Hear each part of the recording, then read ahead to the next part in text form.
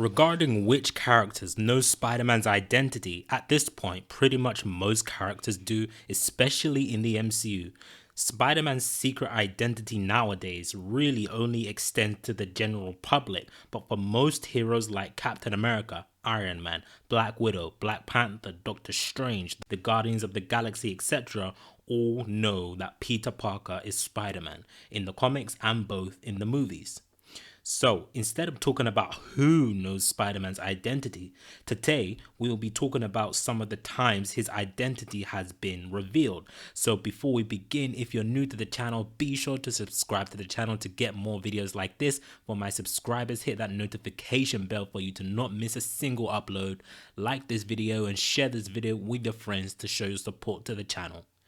So let's talk about the first time Peter Parker was ever unmasked as Spider-Man, and this was at the hands of Dr. Octopus in the pages of Amazing Spider-Man issue number 12, written by the great late Stan Lee and penciled by the great late Steve Ditko. When Dr. Octopus successfully unmasked Spider-Man, Spider-Man was beaten, he was shattered, he essentially had no control over the situation, and at the scene of the unmasking was also J. Jonah Jameson and Betty Brant as well, so they were the first group of people to see an unmasked Spider-Man. Number 2 is the time Aunt May discovered Spider-Man's true identity when she found Peter Parker sleeping in his bed after being beaten and severely injured. Peter's bedroom door was unlocked and Aunt May walked right in only to see a Spider-Man suit laying by Peter's bedside, and this all happened at the end of Amazing Spider-Man Volume 2 issue number 35. So what did Aunt May actually do when she discovered this secret that Peter's been keeping from her all these years?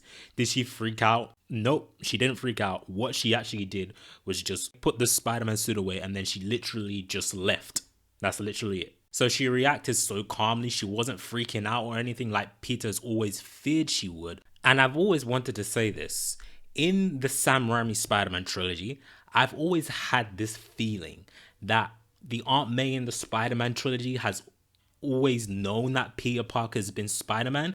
So this is how I feel that Aunt May would react to seeing Peter Parker in a Spider-Man suit in the Sam Raimi trilogy, because I've always had this feeling that she knows somehow. She just talks like she knows that Peter's Spider-Man. So I definitely feel this is similar to how she might react if Tobey Maguire's Peter Parker did indeed reveal himself to Aunt May to be Spider-Man in the Sam Raimi trilogy. In the pages of Civil War, the original Civil War, not Civil War 2, one of the most iconic moments in the story and one of the most memorable Spider-Man moments of all time for that matter was when Tony Stark convinced Peter to reveal his secret identity to the entire world. This was a huge shock because Peter Parker is one of the characters who's most associated with a secret identity, but the rules of joining the Superhero Registration Act in Civil War was that you must reveal your identity to the public, and that was one of the main conflicts of the entire story.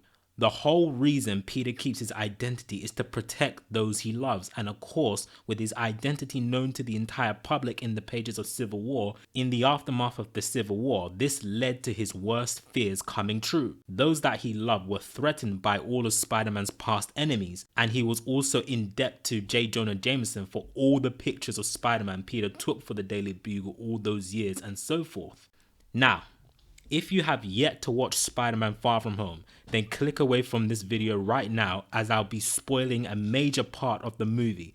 Now you've been warned in 3, 2, 1.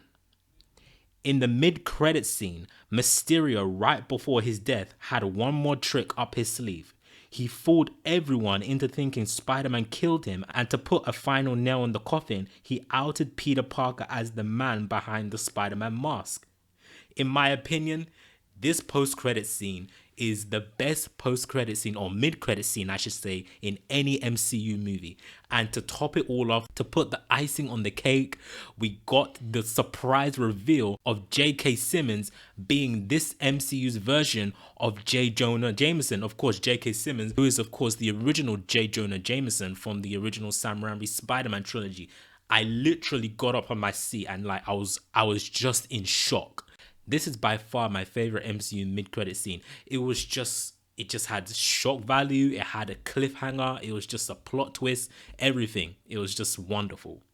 So now that the MCU is going to be taking a page from the comics and making Spider-Man a quote-unquote menace, as J. Jonah Jameson likes to call him on a regular basis, the city is presumably now against him. And for me, I like that because it's what happens. It's comic accurate. Spider-Man is really a hero that not many people like, especially in the eyes of J. Jonah Jameson. He always tries to defame Spider-Man, and that seems to be the route that they're going in the next Spider-Man movie, and I cannot wait to see what happens next. But are there any other Spider-Man identity reveal moments that weren't mentioned in this video that you would have liked to have been mentioned? Let me know in the comments down below. If you like this video, give this video a big thumbs up, share this video with your friends, subscribe to the channel if you're new, and I'll see you guys later for more videos.